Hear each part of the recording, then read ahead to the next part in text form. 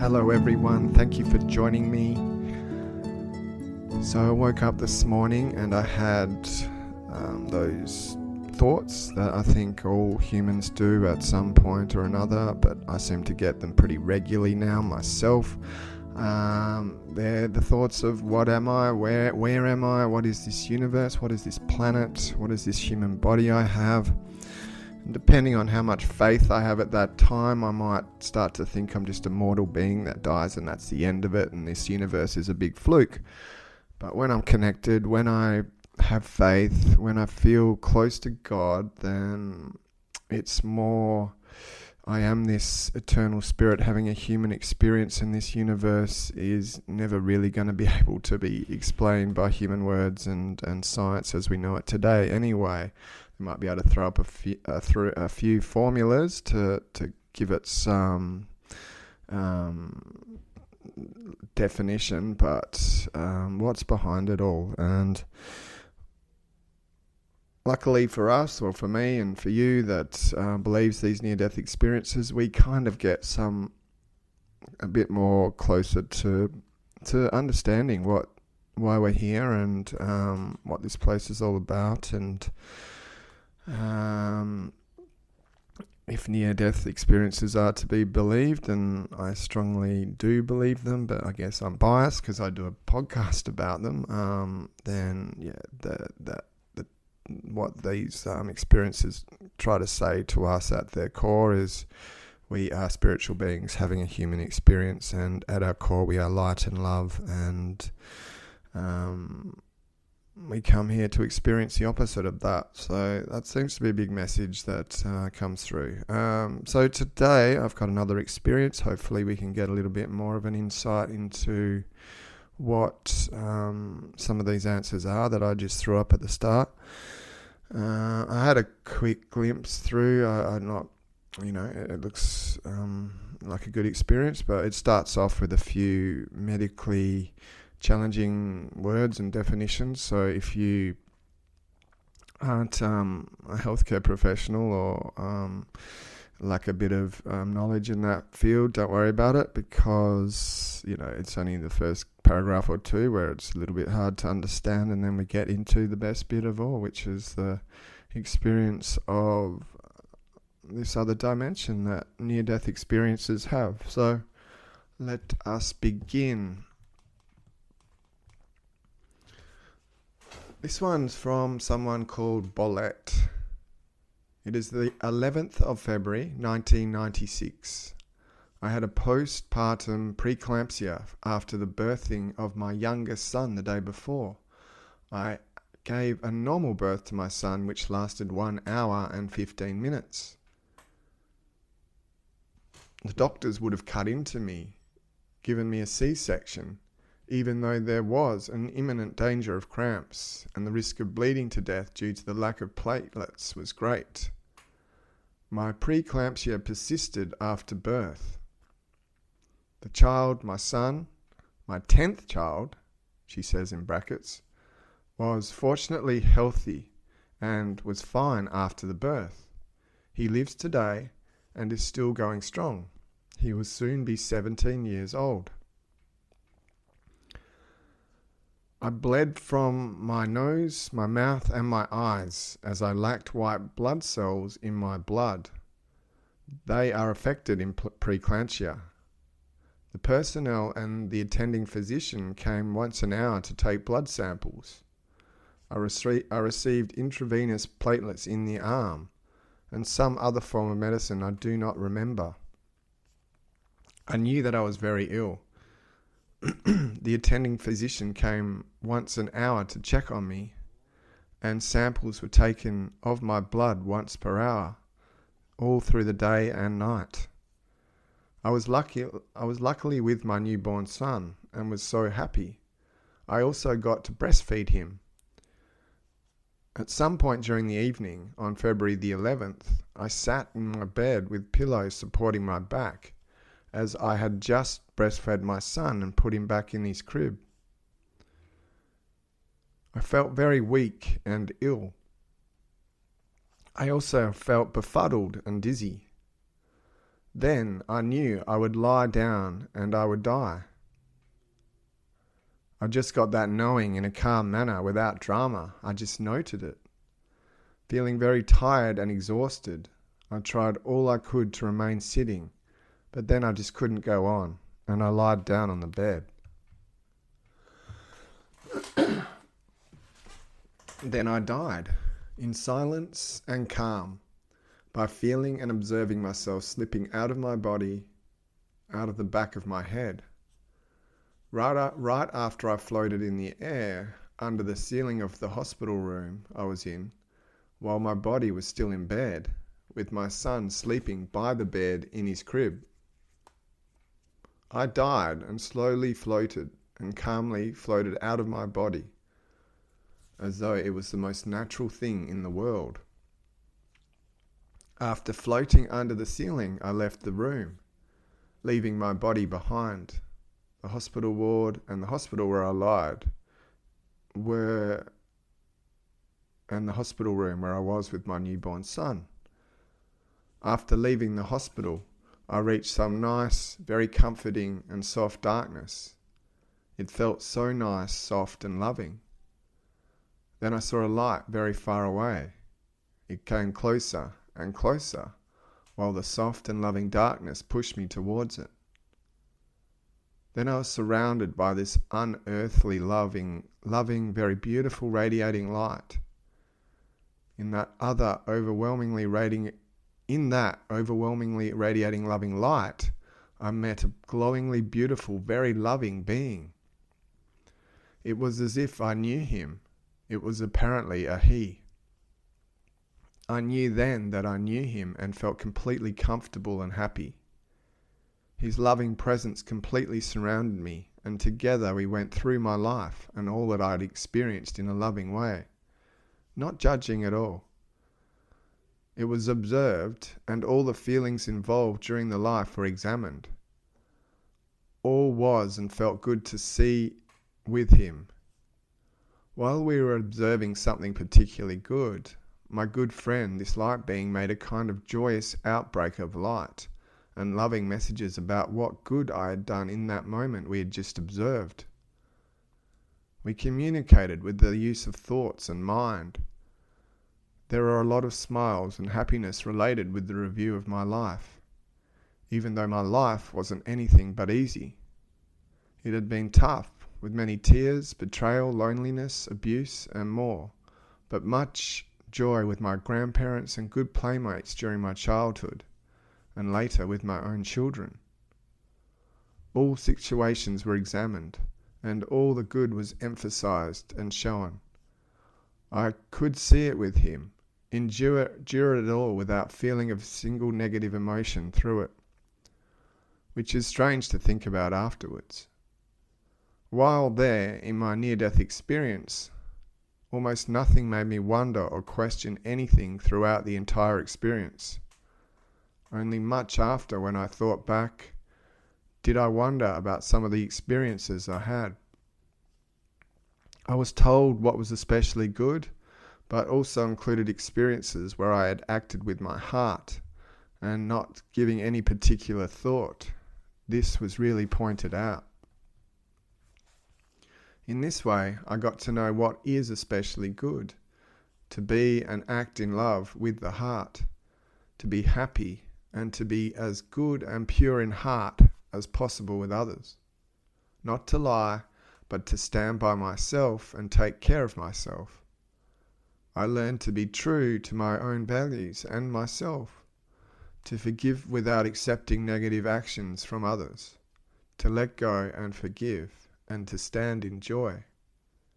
I also learned to be in the present as much as possible, to nourish myself and to be my own best friend, and to be as good friend to others as I could. We all have our own path to learn and work on accepting this, so I try not brooding over problems, but to let go of them even when it's difficult. I try to address the challenges and problems again when I have the strength to overcome them, to forgive myself and not push myself too much, to feel myself more and not cross my own limits and values, to be good and honour all living.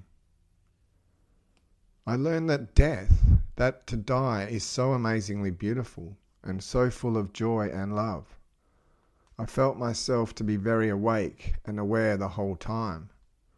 I was immensely curious and observing, and my awareness was unearthly, much larger than when I am here in life. I could see 360 degrees around myself. I could focus on what I wanted to and keep it close up without any problems, even without thinking about it. I could look up, down, forward, and behind me all at once. I felt more fresh and energized than ever, much more than when I am in life. I had that feeling that I could do anything. Not that I thought about it, but I had no problems at all, and never speculated on anything negative. I was energized, joyful, and curious. I was there in the present moment, totally in the present. I felt no pain or gave it any thought.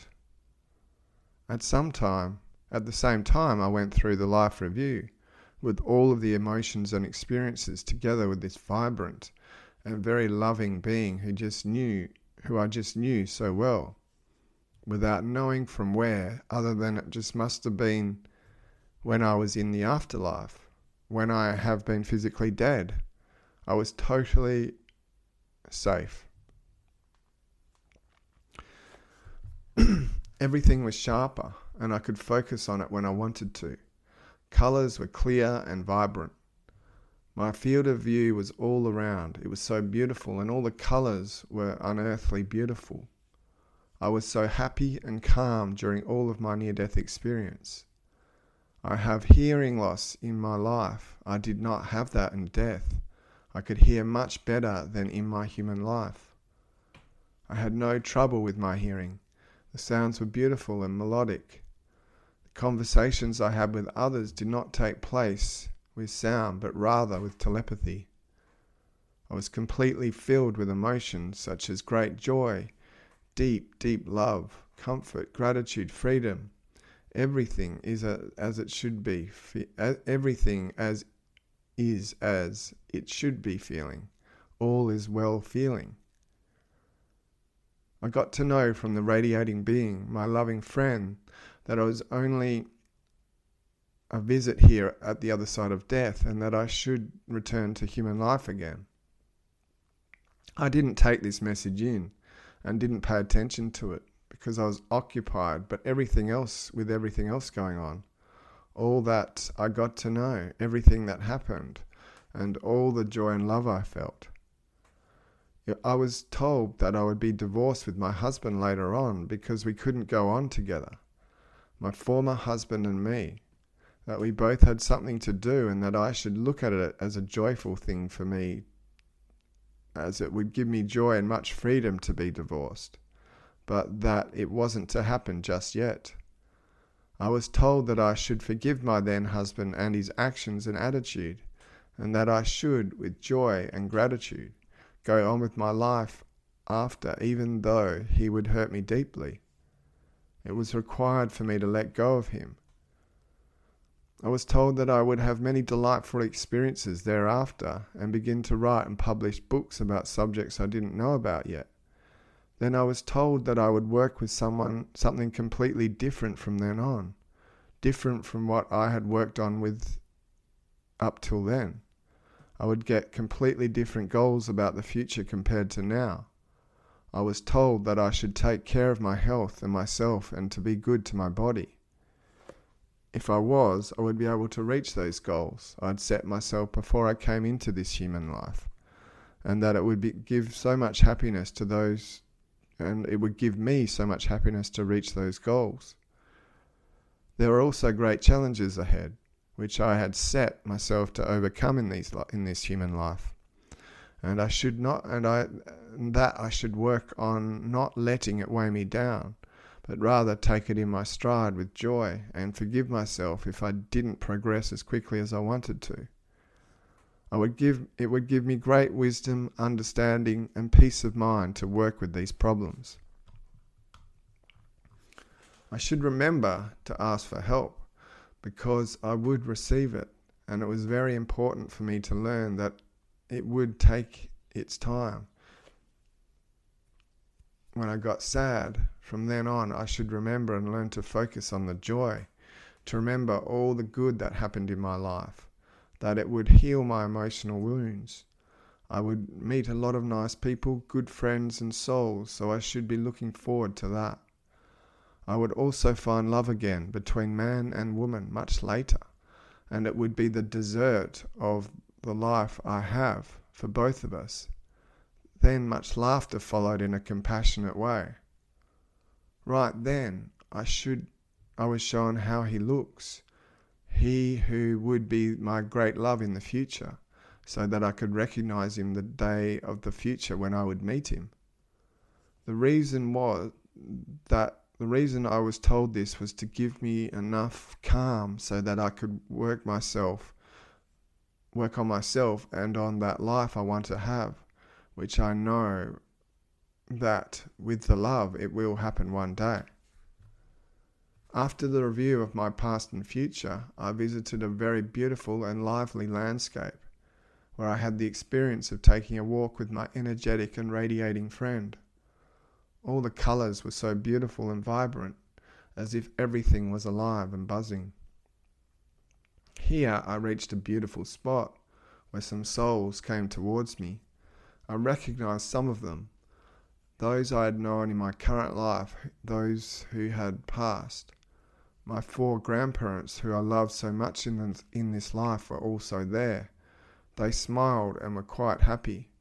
They gave me many hugs and much love, and told me that they had fun and were well, and they worked on whatever they desired the most. I also met several friends who had passed away, and they came to greet me. They all said that I had to go back and it wasn't my time yet. Everyone was healthy and smiling, and those who had been old looked at least 20 years younger. I felt very strong and was then absolutely sure that there is a meaning to everything big that happens to us in our lives, including everything I experienced in my near-death experience. There is a meaning with the lives we have here.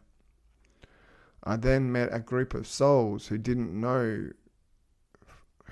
know from this life, but when I saw them, I just knew that I knew them deep in my soul. It was them that I knew the best and cared the most about. They were those who I felt the most connected to in this entire universe.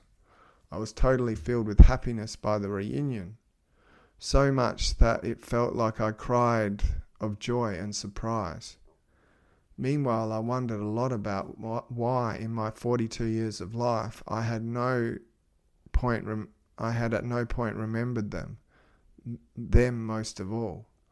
It was overwhelming and incredibly wonderful to meet them again. Now that I look back upon that, I can see that it wasn't all or just a bit of what happens in the afterlife that I saw there. What I saw and experienced was especially arranged for me and my visit. It was at that same time so enveloped with the experience that I didn't think about whom I was or where I came from, or for that matter worried about myself at all. Neither did I think about wanting to get back. I only wanted to be right there where I was. The experience took all my attention completely. Suddenly a young man stood in front of me, and I knew that he was my newborn son.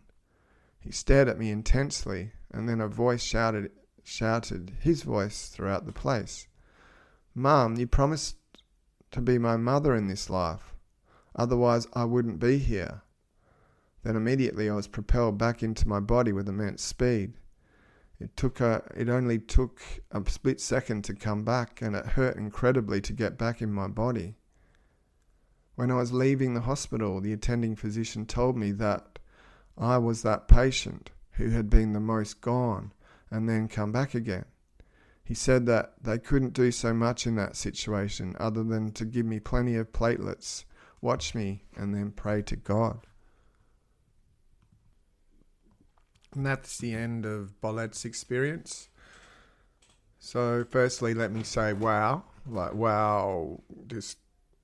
I've just flicked back to the start and admiring this lady and her ability to have 10 children. So this is how this experience all starts. She's having her 10th child. I hear pregnancy and giving birth is one of the most painful things you can experience. So to do it 10 times is very admirable. And not only the pain of giving birth, from my perspective, I don't have kids, so I don't know what it's like, but to live in a family with 10 children, it's just incredible and amazing. And I just can't get my head around it. I mean, I guess 100 years ago or so, it was quite common to have large families like that. But nowadays, most people kind of have 2, maybe 3 tops and call it quits. When I was a kid, there was 3 of us, and that seemed like 3 kids, and that seemed like a very large family to me, big enough anyway. So to have 10 really it's difficult for me to get my head around. But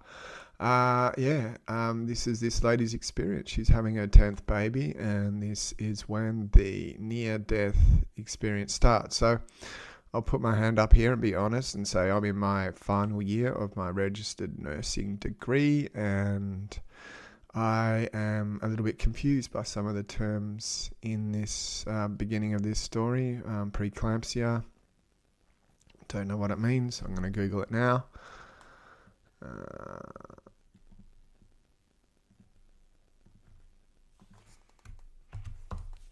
So preeclampsia is a serious condition of pregnancy, usually characterized by high blood pressure, protein in the urine, and severe swelling.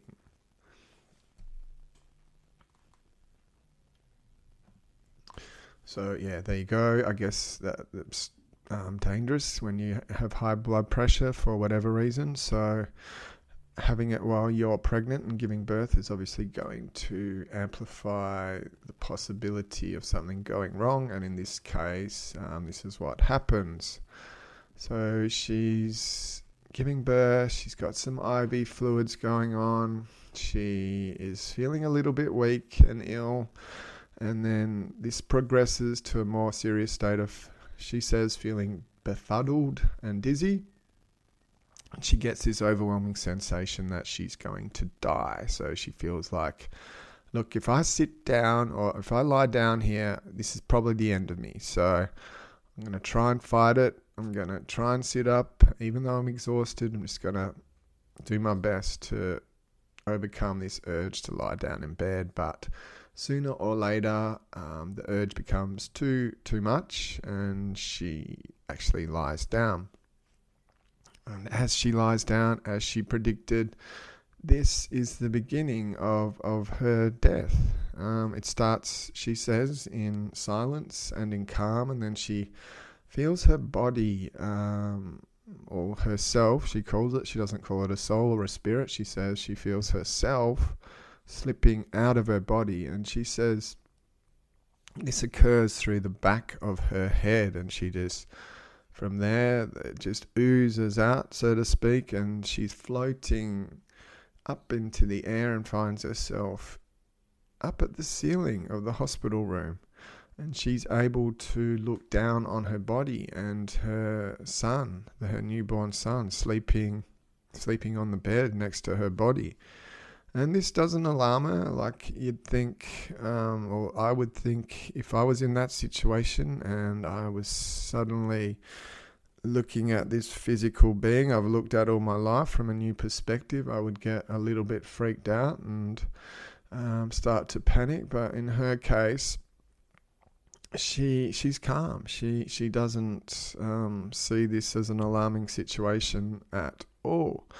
So it feels like this situation to her is the most natural thing anyone could experience. It just feels totally normal. It's like, yeah, there's my body. This is normal. This is how it should be. I'm looking back at this physical realm from a multi-dimensional perspective, and it's like it's natural for her, and she's I guess saying that because in a way she has been in a situation similar to this before. Perhaps she's been in this other dimension, not necessarily in this exact same situation, but maybe so. Maybe she was doing it in her life planning before she came down here. She knew this event would happen, and maybe that's why it's familiar to her.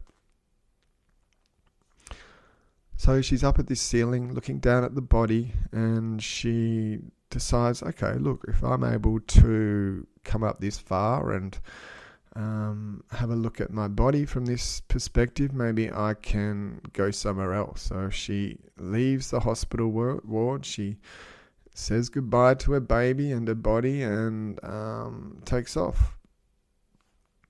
And then she says the next phase of this experience, she reaches some nice, comforting, sort of dark dimension. And when I read this, I'm thinking, this sounds a lot like the void. There's nothing to really be seen. It's just existence. And whenever I read an experience when there's a visit to the void, it kind of reminds me of what it was potentially like for Source, for us as souls, before there was any physical universe created. We would have just been in this realm of nothingness, potentially, or at least of a realm where there's nothing physical. But yeah, sometimes when I read about the void, this is what crosses my mind.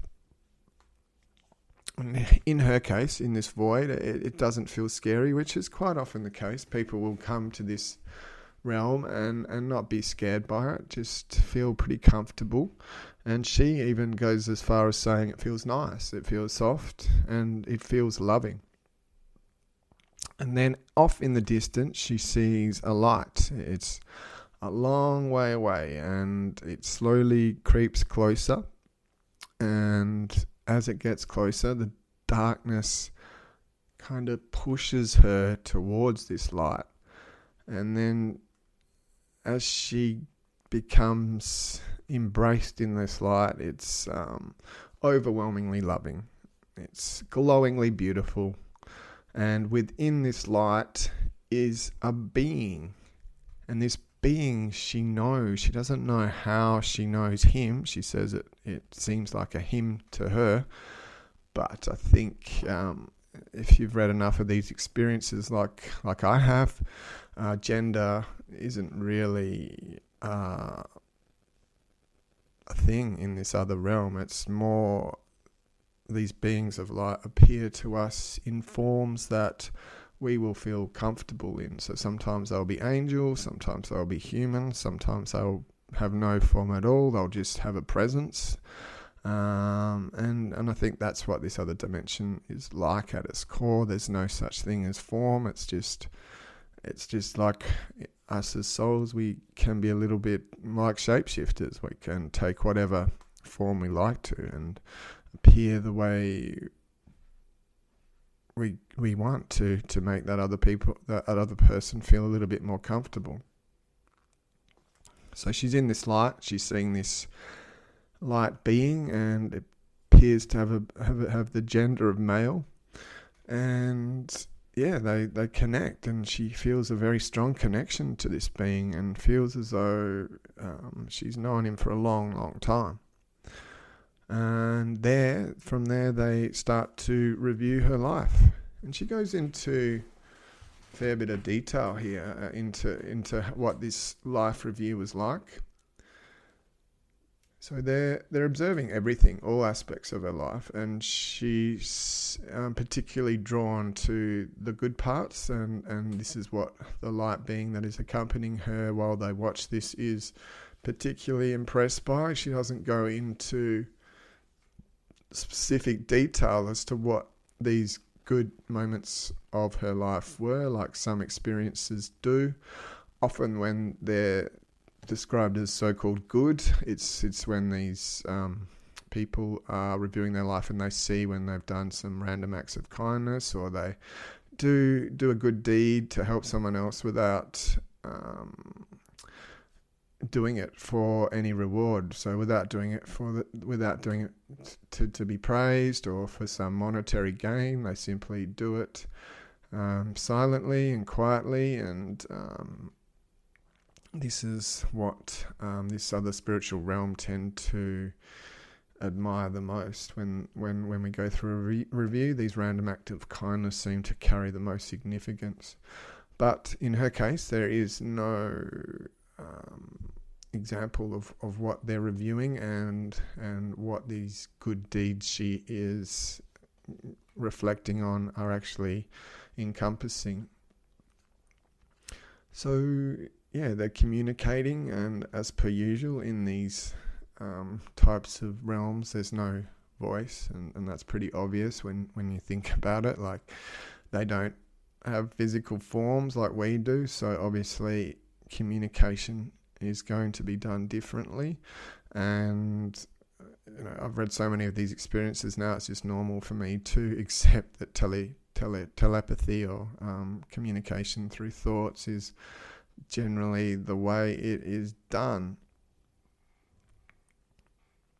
And her life review is it's pleasant for her to witness, even though she is reflecting on harder times as well. Like she says she has many experiences of betrayal, of loneliness, of abuse, and that's mixed with pleasant experiences too. Like she's had a joyful childhood and remembers really wonderful times with her grandparents and her schoolmates, and just this is I guess typical of what we all go through. There's highs and lows in this life, and I don't think anyone's immune from the darker and more negative aspects of it, because this is the world we live in. There's no escaping the negativity, but thank God there's also positive and joyful experiences to be had as well. So she just says she's reflecting on both, and all situations were examined thoroughly, and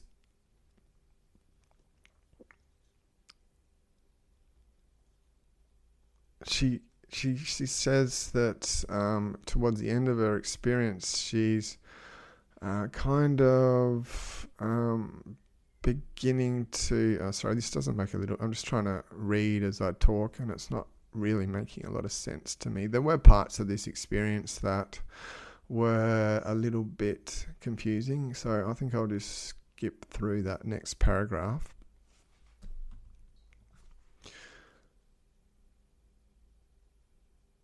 So she continues on this near-death experience. Sorry, I got a bit confused there, because in the previous paragraph it's like she's jumping to a point in this experience which is closer to the end. And then the next paragraph, it goes back into her life review. That's what threw me out a bit.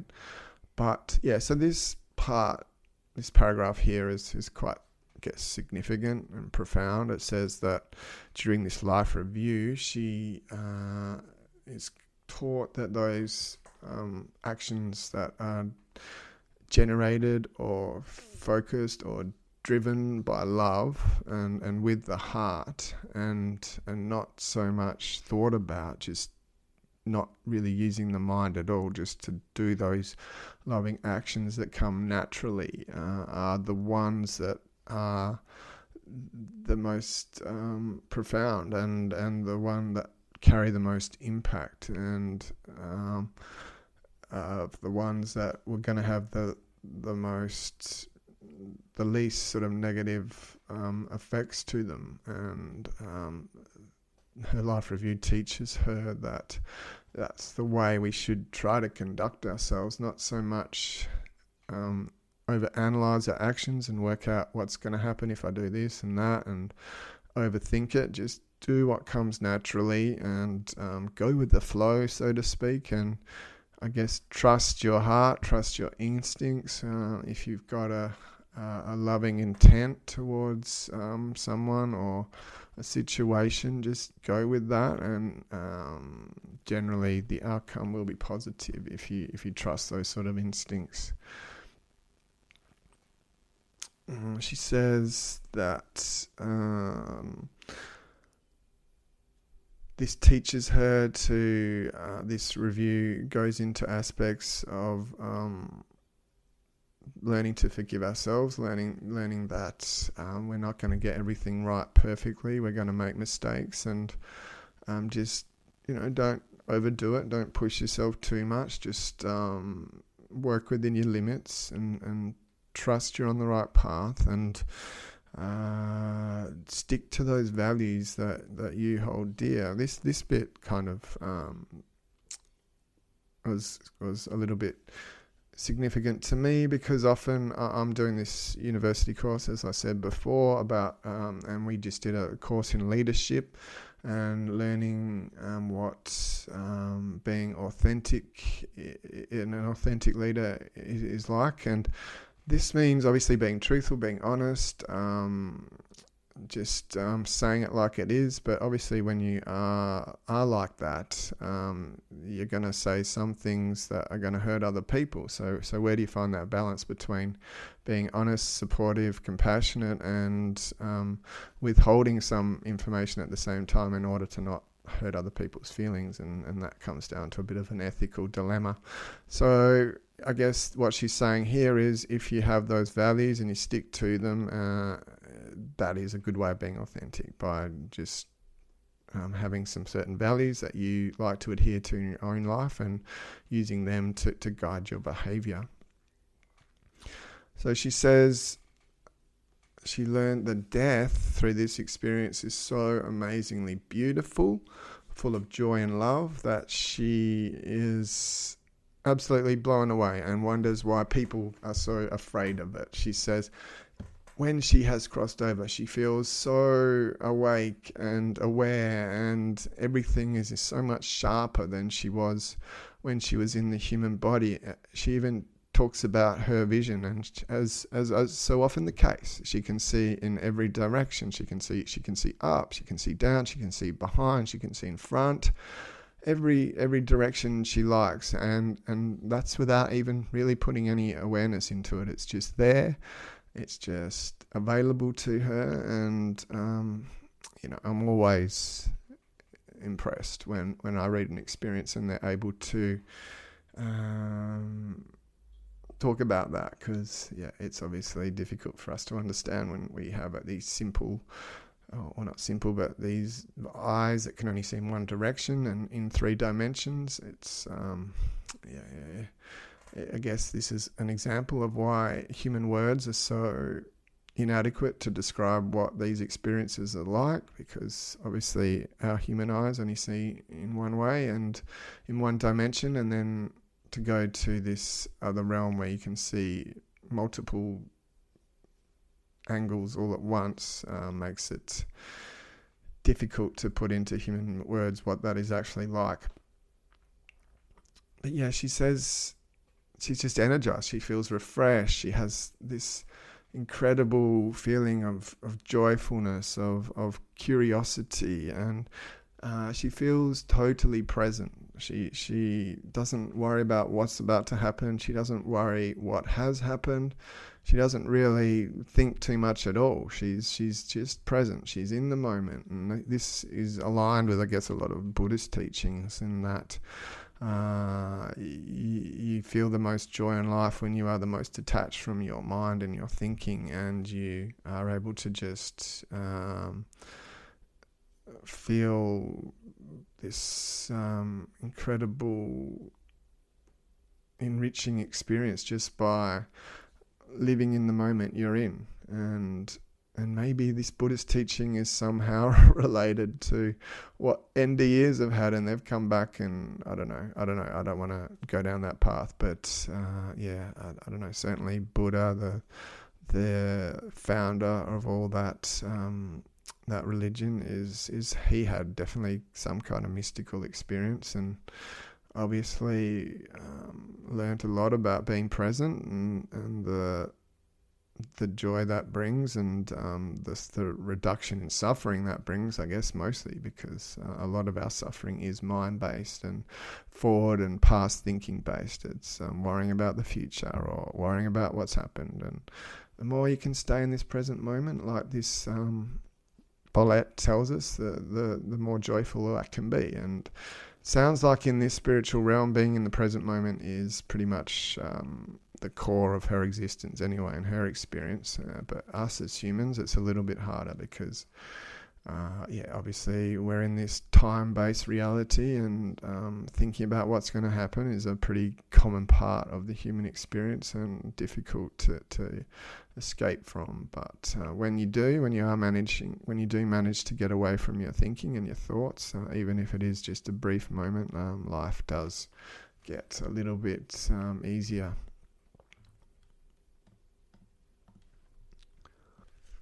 And then Bolette starts to talk about her physical disabilities in this realm.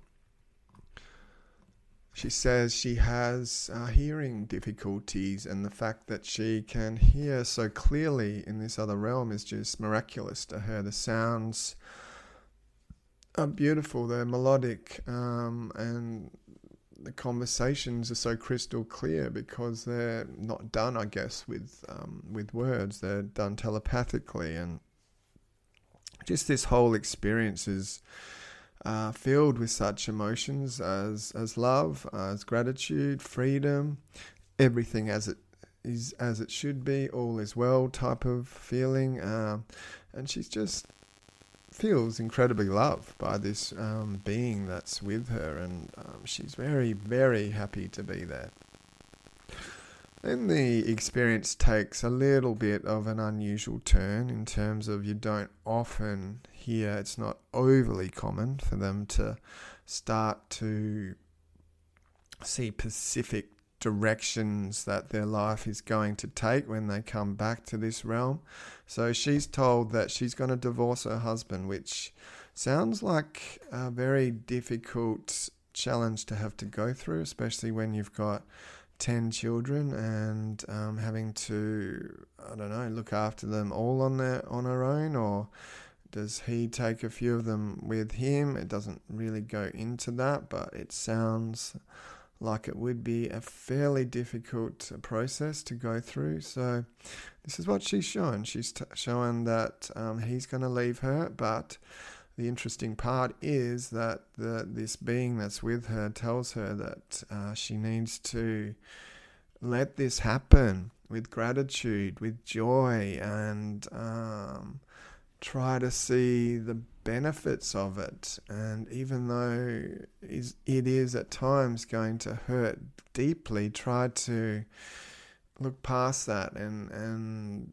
I guess attach to that part of you which is also always love and light, and to embrace that more than the pain you are going through. And I guess we can all kind of take a little bit of wisdom from what she's saying here, in that we all go through suffering, and I guess we have a choice as to us getting totally absorbed by that pain and angry at that pain, and start questioning why we're having that pain. And some of us, myself included, might go that step further and start getting angry at God for creating myself and this universe, and why do we have to put up with this difficult challenges that life throws at us. But I guess what I'm getting out of what I'm reading here anyway is that if we try to look at even the harder times in life with gratitude, as hard as that is,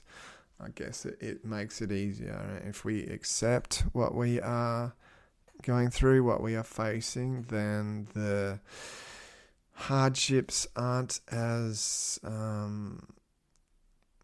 overwhelming.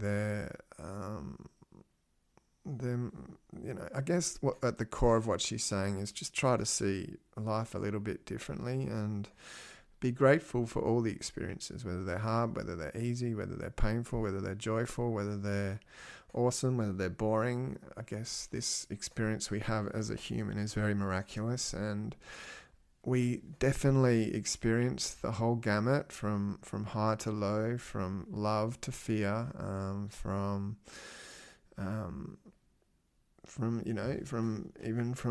the joyful energy of youth to the more lethargic nature of getting older, and the aches and pains that come with that. And yeah, this whole life is a very miraculous experience. And I guess when we do have those harder times, those more darker moments, it makes the blissful feelings we have more joyful, and more we appreciate them more. So I guess that's one way of looking at it.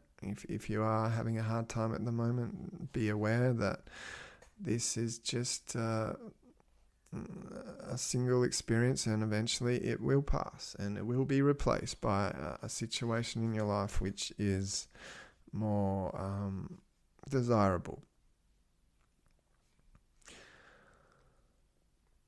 So she's told that even though her husband's going to be leaving her, there is going to be delightful experiences just around the corner, just like I just said. So yeah, we can take a lot of what she's saying here and apply it to our own lives.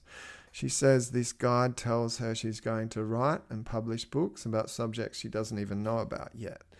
And her life is just going to take a completely different path to the path that it is on now. She needs to take care of her body. She needs to eat well. She needs to exercise. And if she does that, then the goals that she has set herself before she came into this human realm, this physical realm, this life as Bolette, will be easier to reach. So I guess it's a little bit vague, this bit. She says there's great challenges ahead. I think that can be applied to everyone. There's always great challenges ahead in life. And she says that these should be approached with confidence, with joy, and excitement, because this is what life is all about. It's going down this path that is going to throw up hurdles, and we can choose to not let those hurdles knock us down and defeat us, or we can take them on and challenge them. I see a lot of what Bolette's saying here in my own life. Like I did let life overtake me and knock me down, and I was overcome a lot of times in self-pity, and that led to depression and anxiety. And I just decided to lock myself in a room for a while. Just didn't want to, in my early 20s, I didn't want to work. I didn't want to have any friends. I didn't want to talk to my family. I just literally would lock myself in my room all day, and it's just to try and avoid the challenges of life, because I was sick of them even in my early 20s, and that didn't work, because obviously life still continues to challenge you even if you run away from it. There's you start to get challenged in another way, in that you become bored, you become frustrated, you start to hate yourself when you lock yourself in a room and you don't take life on, or at least that's what it was like for me.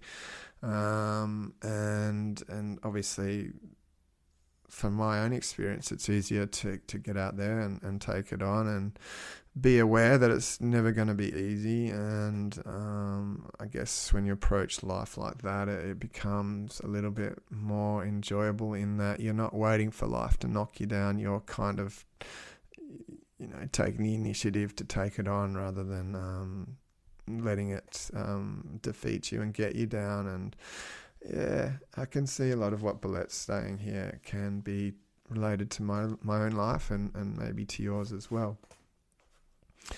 This next line, she says, I should remember to ask for help. This is another thing I personally am not very good at. I do tend to, I live on my own. I don't have kids. I'm very independent, and asking for help is very foreign to me in a lot of ways, and I guess it's a kind of an ego thing. If I need to ask for help, I'm vulnerable, I'm weak, but this is something I know I need to improve in my own life, and I'll relate this to someone I work with at the aged care, one of the residents in her late 90s. She is in the same situation. She is in this aged care facility, and she's been an independent woman all her life, and now she's in the situation where she needs help to dress, she needs help to shower, she needs help to go to the toilet, she needs help to eat, and it's very difficult for her. So I guess sooner or later, most of us are going to need to ask people for help, and the more comfortable we can get with it, I guess the easier life would be, because I guess when you're doing that, you become more connected, you become, you're bringing others into your life, and the more you have that support around you, I guess the easier life becomes. So, yeah, I don't know if that's a common problem out there, but I can relate to what she's saying.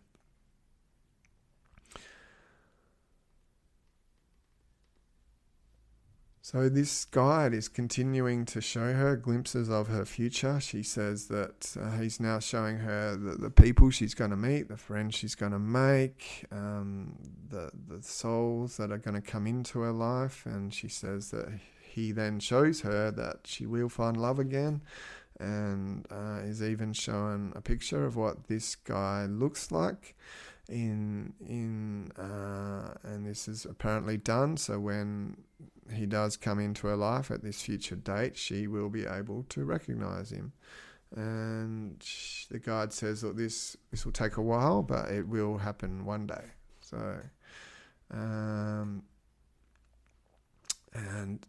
that's about all she says from her glimpse of the future, but it never actually tells us in this experience as to whether these future events happened.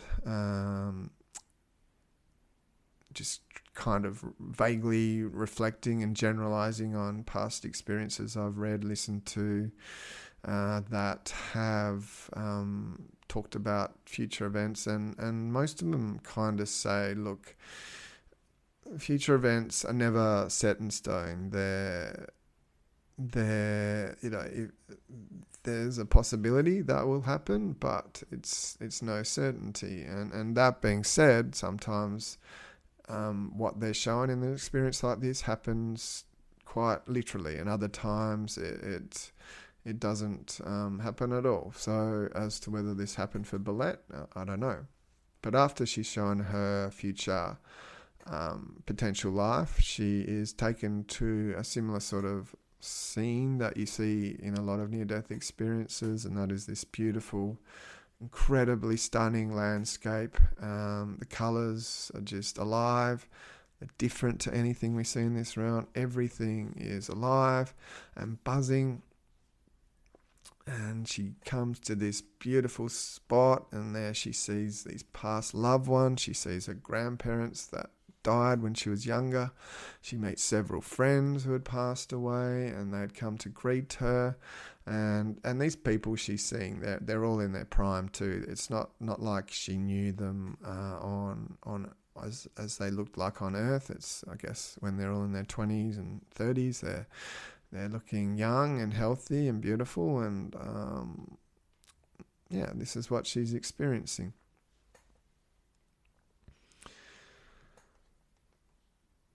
So this next bit, she says that everything has meaning in this life, that we are here for a reason, and this experience is something to be very grateful for. She says that we're always connected to the universe, and we're never alone.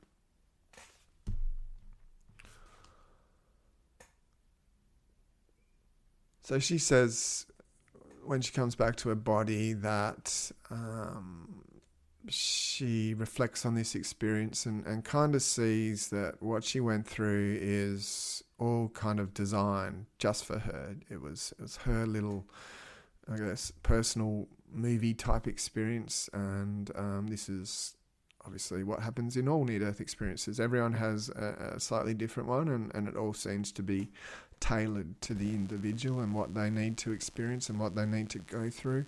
Some of them have very dark experiences, and this transports their own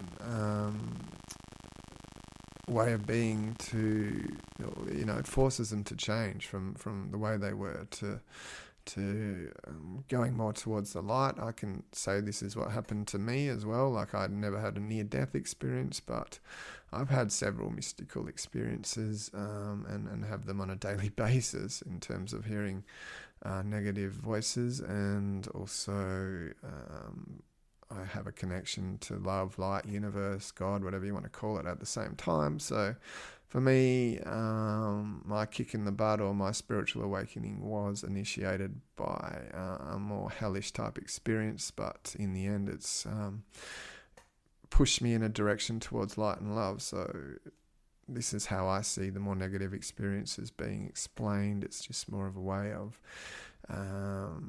forcing you to change your current direction and look at life a little bit differently. And then if you so choose to continue down that path, then so be it. If you want to stay with the darkness, then it's your choice, as always. But if you see that the light and the love is a more desirable place to get to, then as I think most people do, I can't see anyone really voluntarily wanting to stay in darkness, but I guess it's possible. Some people might like it, but from my own experience, I didn't. And it took me a long time to see that, but almost 30 years to just truly find the light. But now that I can see that it loves me, and I have a bit of a love-hate relationship in terms of me being upset with it at times when life gets difficult and challenging, and kind of think of the light as the creator and wondering why we all have to go through this experience as a human. But on the flip side, I have those moments where I want this experience to last forever, and I see, when, like, we all have those joyous, miraculous moments where it's incredible to be alive. It's just they're never there for very long, and they're so fleeting.